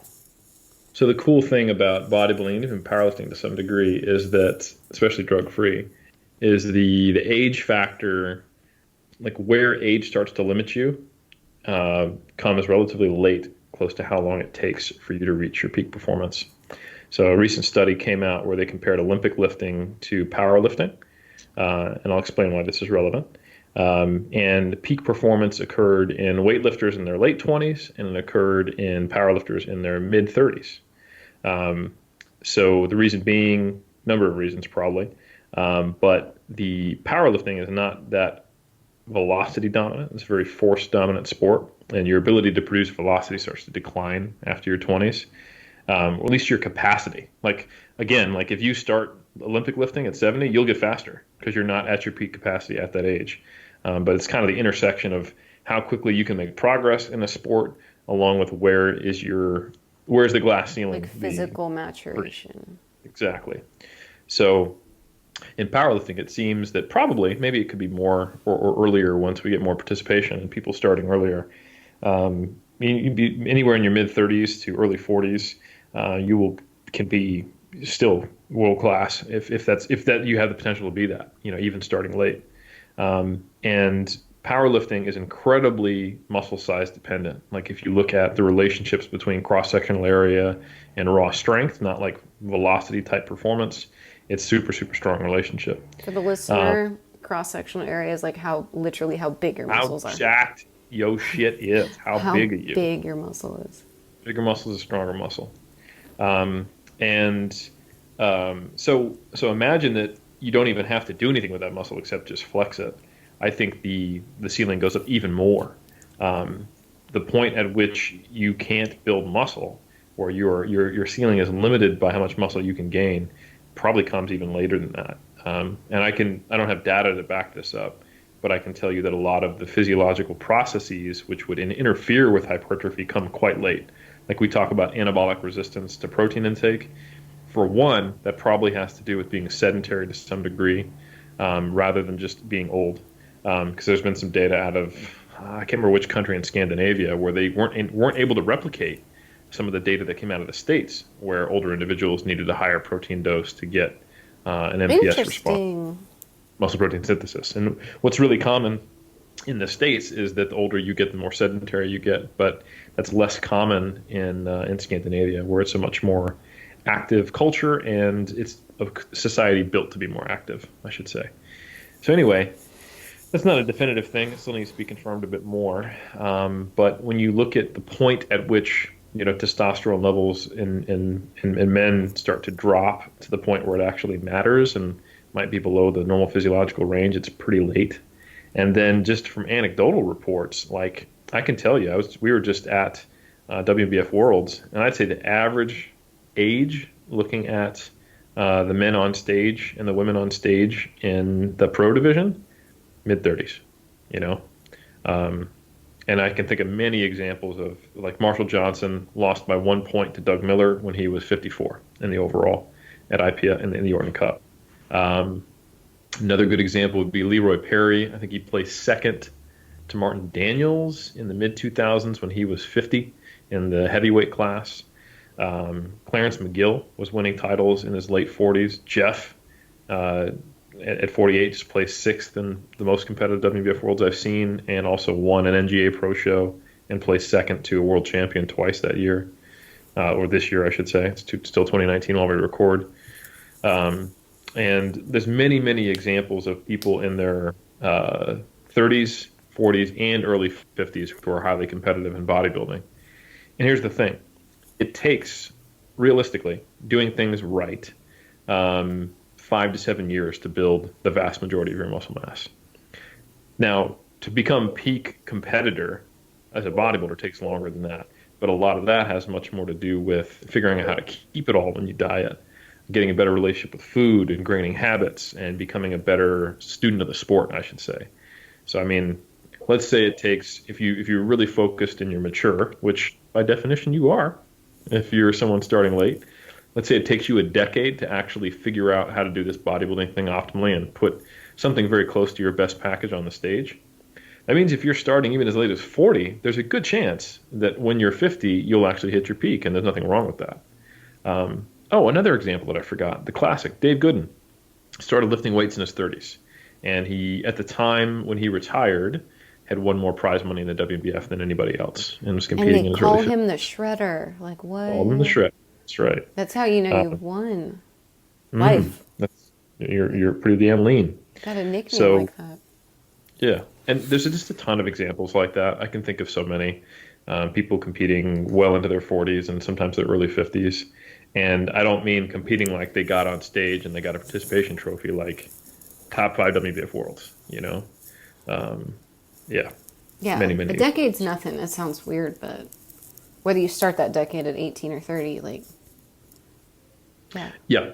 Like, it's a different reality. Like, if, for example, if you decide to start Olympic lifting at 30, you know that you are not going to be as competitive as if you started at 20. But you don't know that if you start at 40 in bodybuilding, which is kind of cool. So you have a much broader window. But the cool thing about starting Olympic lifting at the age of 30 is you're going to be a better Olympic lifter at 40 than you were at 30, period. Yeah, because you do it. Exactly. Yeah, you're going to improve, Yeah.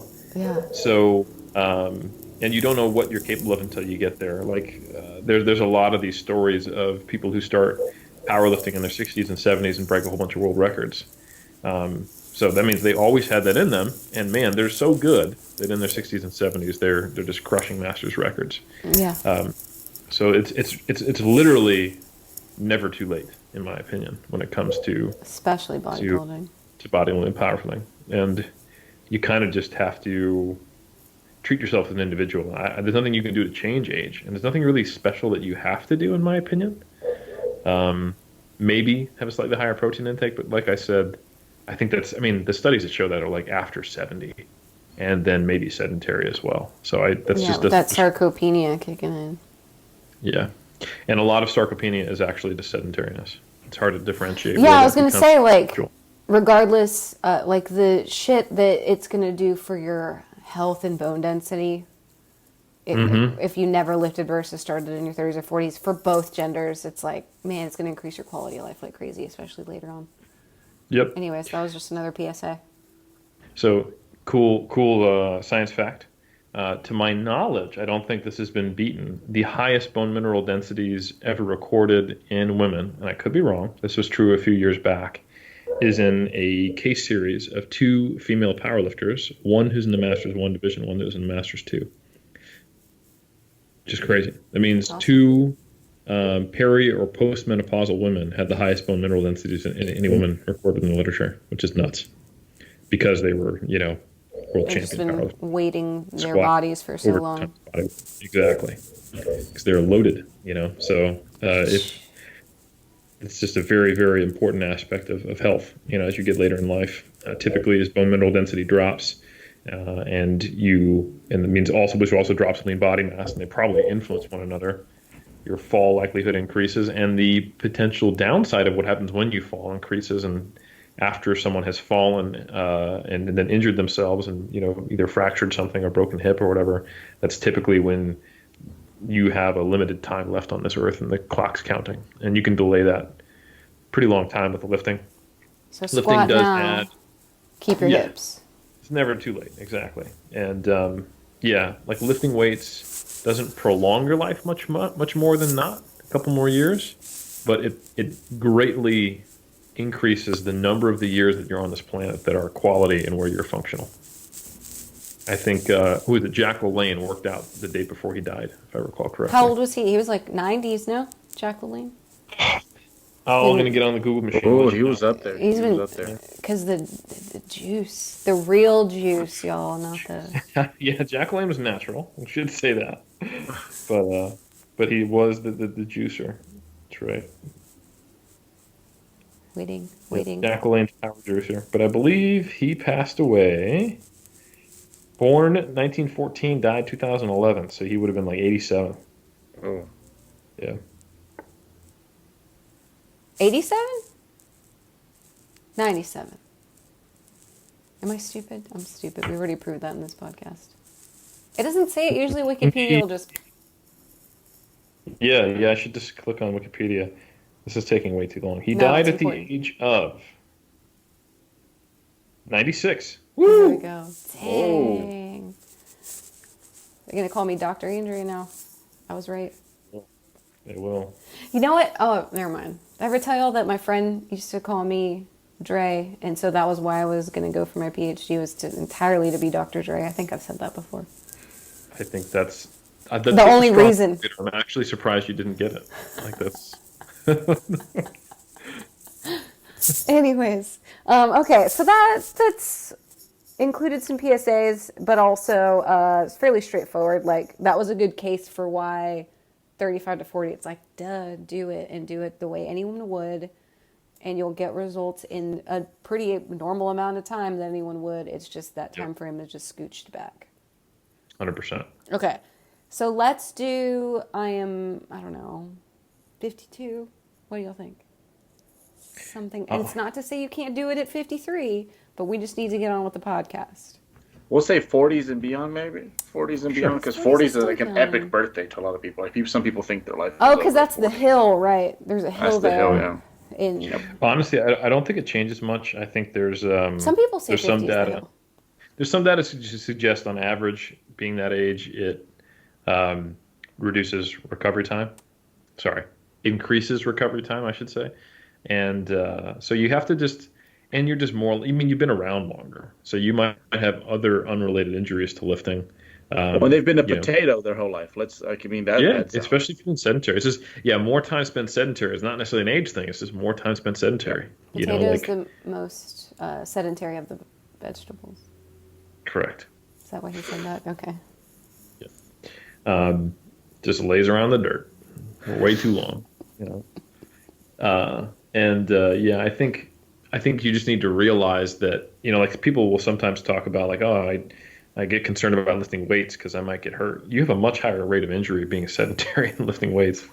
So you've been around on the planet longer, so you have probably been banged up a little more. So you just need to be aware of that. And the cool thing about hypertrophy is it's by far the most forgiving adaptation. If you can figure out a way to put load through tissue, you don't have to do sets of 5. You don't have to do sets of 10. You don't have to do sets of 20. You can do anywhere from sets of like 5 to 30, as long as the effort at the end of those sets is appropriate. And there's a whole lot of ways you can set things up. You can, like if you look at guidelines in the pyramid, you can train anything from twice a week to daily. That's somewhere in the range of optimal if you're have an appropriate distribution of volume. And where there's a will, there's a way. I think exercise selection creativity is probably one of the most important things the older you get. And that's really just something that I think all of us have experienced through injury. Man, you can find a way if you can find a way to load tissue, you can make it grow. So there's a ton of guys and gals who are competitive bodybuilders who do not squat anymore, but they find, like barbell back squat, but they find a squat they can do. Whether that's a hack squat or a leg press pattern or a single leg movement. I've used blood flow restriction for people who have injuries, things like that. I mean, there's just so many different creative ways to get there. So just don't put any movement on a pedestal, and just realize it's never too late to start. And just treat yourself a little more like a fine wine. You want to make sure you take your time and enjoy it, and you get a whiff. You get a sense of your individuality, and you decide, okay, I was in the cellar a little longer than most, so I want to open this carefully. I don't want to just crack it open and treat it like some kind of Walmart wine. You want to pour it, you want to smell it, handle the glass appropriately, get a scent of the aromas, so take more time in the gym and more careful with your movement patterns, etc. I don't know anything about wine, or I would have helped you there. Hey, not that you needed help. Not that you needed help. You had it all set up. It was really good. I have this one lady who just kind of goes to show you don't know your potential until you start. But she's in her 50s, and she's she's a super zippy lady. I'll show you guys a picture of her afterwards. But she's been weight training for about 4 or 5 years. She started with CrossFit too. And then just kind of realized, okay, well, I'm pretty strong. I think I want to get better at these big lifts. But then a mutual friend of ours came up to me. He's like, you're jacked and lean. You should do bodybuilding. And this lady, she's doing the Mayhem next year. And she has a very good chance at taking the whole show, even though she's in her 50s and she started training 4 or 5 years ago. Nice. And if anything, I have to tell her, hey, calm down. She is all about that, getting after it. So, give yourself a chance. Because you never know. I started at 16, and I still think about, man, it would have been cool to start at 10. It would have been cool to pop out and just, do push-ups on, I don't know, your arms might have been too small, but. Oh, we can't do nothing about that now. No. So your head's too heavy. You can't do push-ups, sorry, when you're that little. You'll just go like this. Especially my head. Especially the only head she meant. Oh, I wasn't even talking about that. No, I was talking about No. I meant Berto's head specifically. Oh, yes. Yeah. God, this podcast. No, but that's a good, when you say, is it too late? Too late for what? Like muscles to function? Like you said, they're gonna work. Whether you, I You're gonna mean, be better off anyways, right? Like Eric said, right? first Like, off, I've been to yeah. a silver sneakers class. That's awesome. For those of y'all who aren't in America and part of the Humana system or whatever, we have these at like YMCA's, like local recreation centers. There's chair fitness for like 65 and older. I taught a silver Nothing. sneakers class, and I worked at the Y back in Hey, 2005. some of these. So these. Oh yeah, yep. It's, I mean, honestly, when we say bodybuilding, like we all think of it the way that we do it, but there's nothing wrong with those pink 5-pounders. Or sitting and standing out of a chair 10 times if you never do that. Like that's weight training, resistance training. It's not only is it never too late, it's literally better for you. Only helpful. Yeah, only helpful at any time you start. Yeah. Yeah. And if the question is like to be competitive, it's like, okay, maybe we could mention there's master's classes, right? So maybe you won't win the open if you start lifting when you're 65, like the open category, but you might win the super masters or the masters. Yeah. And on a total tangent, I think that's something that a lot of people don't appreciate. Like it's like if you are someone who really responds well to goals, and when I say I was framing extrinsic motivation as something that was always negative, like, oh, I want to be the best, I want to compare myself to others, but like setting a goal for your squat, like I'd like to gain 10 pounds on my squat, that's an extrinsic motivator, right? Yeah. It's an outcome related goal. And I think one of the things that I think is undervalued is having different levels and grades in a sport. Like, man, I love back in the day when Berto and I and Barb and Brad and Jamie all used to compete in the APA, the American Powerlifting Association. And they used to put out, people really paid attention to class 5, 4, 3, 2, 1, master, elite, and trying to climb those ranks. I remember when I got to like class 1 lifter, I was like, oh shoot, I'm like pretty good. And I was on the verge of master. And I think that isn't around in all the feds, and like the USAPL has them now, which is great. I think like sometimes all there is like, hey, I either qualify for nationals or not. But I think like when you have regionals, locals, different levels and different incremental goals, so that it's not just I'm looking at the best in the world and there's me, and I just know that seems like forever off. Like I think it's really valuable to compete in novice, compete in masters, and then like each season you could go like, all right, well, once I win a novice class, then I'll just do masters and open. And once I've won a masters class, all right, I'll just do open, you know? And I think that's a really great way to stay motivated and to give yourself stepwise goals. So I think that's important. Yeah. So this isn't actually a weird population. This is just like a mental barrier. I really do. I would agree with that. Yeah. Yeah, total. Alrighty, friends. Do we leave anything out? Berto, anything else you want to say? Andrea, what did we miss?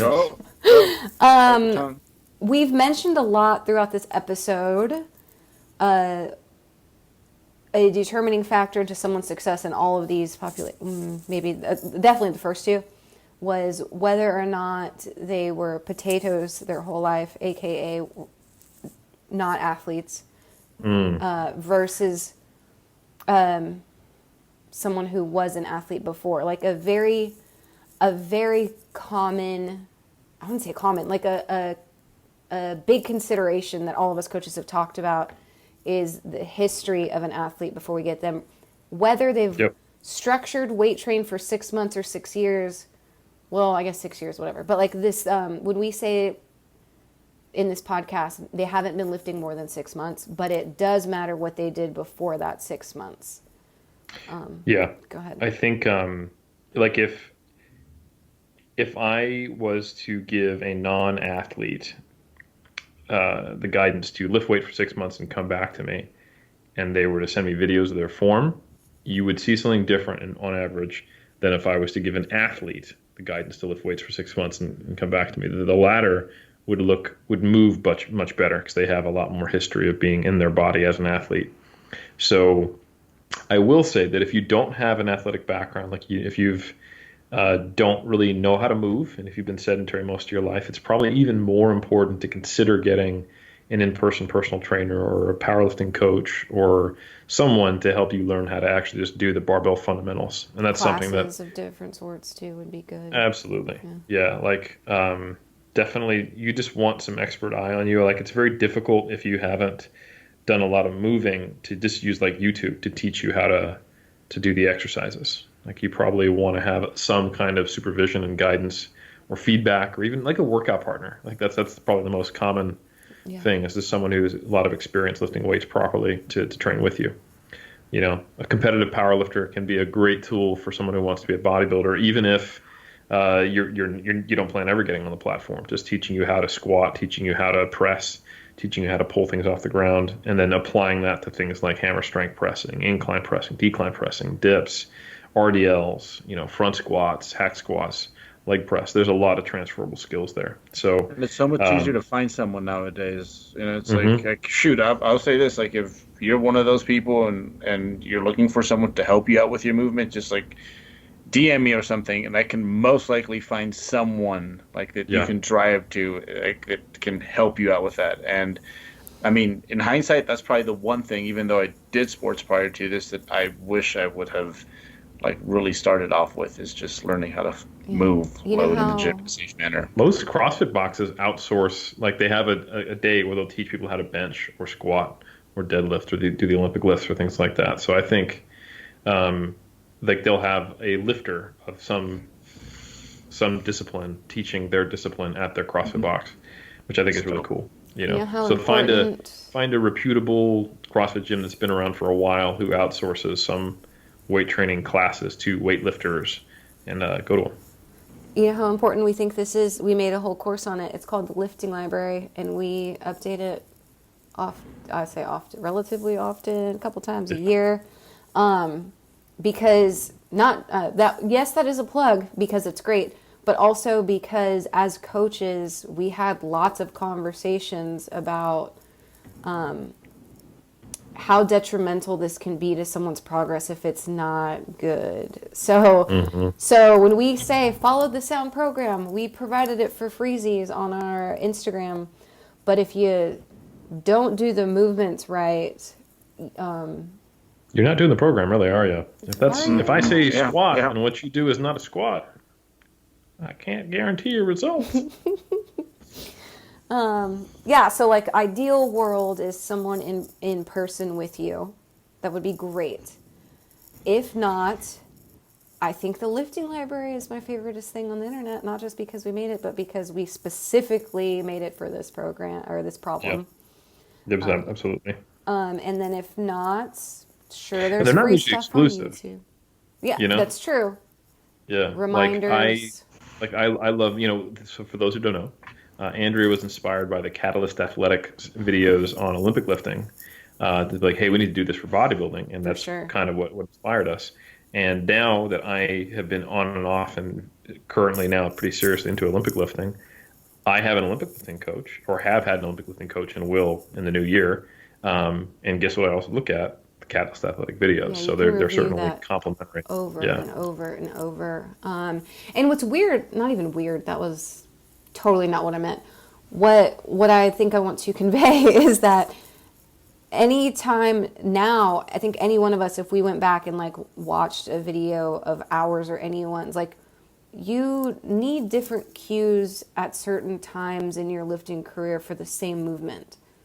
So like it's Yeah, not I like didn't you know know it how to at a certain squat and time. you never Yeah. need advice on a squat. Like your squat changes as your leverages change, you bad habits can form.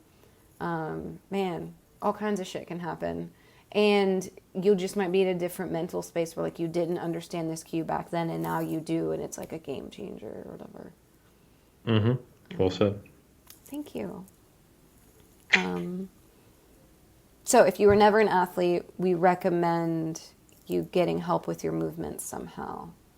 Yeah, because you're going to become an athlete through lifting, which means that a lot of those initial, like, man, I remember just, we talked about this a little bit with effort. The biggest barrier that I had to break through to learn how to run a sub 60 400 meter as a freshman going into my sophomore year was my coach to tell me, you know how when it starts to get hard and you get tired, don't slow down. Like, I didn't know as a 14-year-old that was a thing. Like, I got tired, so I slowed down. Like, just don't. Just try harder, And then all of a sudden I ran a 56, like, I think the next race. So see, what's funny with me with short distance, or maybe it's short and middle distance, was keep moving your arms. That was my cue. Because if you move your arm, like your legs move, but it was like just keep moving your arms as big as you can, and your legs will keep going. That lasts like 10 seconds of a 400. Different cues. Different cues at different times. But yeah, like you'll learn so much just from actually getting exposed to, like, go through a block where you actually train to a 10 RPE or hit failure. Not like where you're attempting reps you miss, but that I think is important as well, to know your limits, learn how to move, understand what hard work feels like, because you're going to have to learn all those same skills that other people outsource from other sports and then apply to bodybuilding. Like we said in that very first portion, like, bodybuilding should be something that comes on top of a well-established physical culture lifestyle, So if you're new to training, you got to get that going first before you start diving in deep. Berto, what athletes do you typically see? In America, almost everyone had to lift weights in football, right? American football. Like almost every guy that comes to us has done that. Well, seems like it. Almost every guy's played football? Yeah. I'm confused. Almost every... They've tried at least. Yeah, like middle school. See, I'm skewed because I'm from Texas. Sorry. Yeah, but everyone played football in Texas. They did something where they might have been to the weight room once or twice, which... Berto didn't play football. But he ran track. Like, maybe I should say, like, school athletics. School athletics at a middle school or high school level. Played the sport in high school. Yeah, but mostly it was football. I don't know, for us.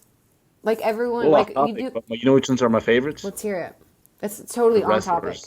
Huh? The wrestlers come to us with already having an eating disorder, though.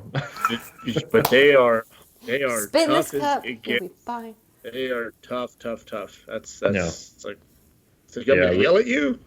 Yeah, that's... Wrestlers are absolutely the most hardcore athletes in high school, and then later in life. Interesting. See, flip side, we don't have a lot of wrestlers in Texas. What was the thing in California? Oh, y'all don't have middle school football. That's the thing. What is you can play football at the middle school age, but you don't do it as a part of your school.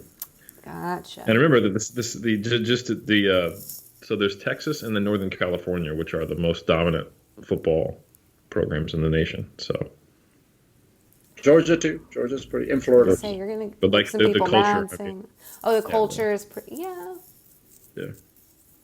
Yeah. But again, we have listeners who are from like France. Well, because football, literal soccer is like the world sport, so we should just shut it, all of us over here.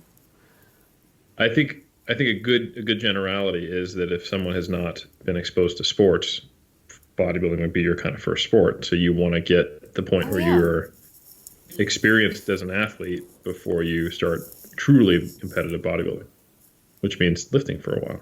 Yeah.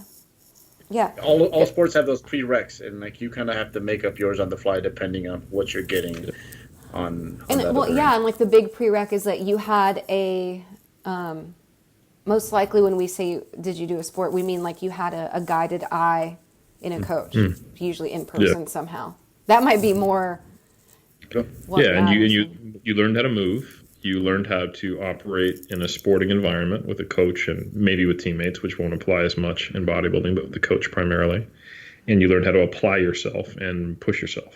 So if you don't have those things, you get to learn them on your own in the gym as an adult. And you should definitely do that before you really go through something that requires a high degree of effort and self-evaluation and objectivity, the contest prep. Yes. And on that note, I feel like we did a good job with this podcast. What do y'all think? Yeah. I'm good with him. I think it was solid. I think it was real solid. We helped them out. We helped Pat out. Pat's good. Pat is good. Pat the giant is ready bug. for their first season. Yeah. All right. Thank you guys for joining me. This was a long podcast. I appreciate your time. You too. That I'm talking to. I thought you meant the listener. I thought you meant Pat. Also, Pat. Thank you, Pat, Berto, and Eric, for this great podcast. Our pleasure. Is Pat the sweaty balls person? No, but they know each other. Okay, they were on the same era. Hey everybody, it's Eric Helms. Thanks for tuning into our podcast. As you know, at 3DMJ we promote evidence-based approaches to the lifting community. If that's something you want to dive deeper into, I'd encourage you to check out my research review, Monthly Applications in Strength Sport, or for short, MASS. This is a review that myself, Dr. Mike Zerdos, and Greg Knuckles put out every month. We cover the latest research publications that are applicable to strength and physique athletes, or anyone who's looking to get stronger or improve their body comp. Our content is in both written and video format. For more information on how to subscribe, check out 3dmusclejourney.com/mass. That's 3dmusclejourney.com/MASS for further details. Thanks for tuning in.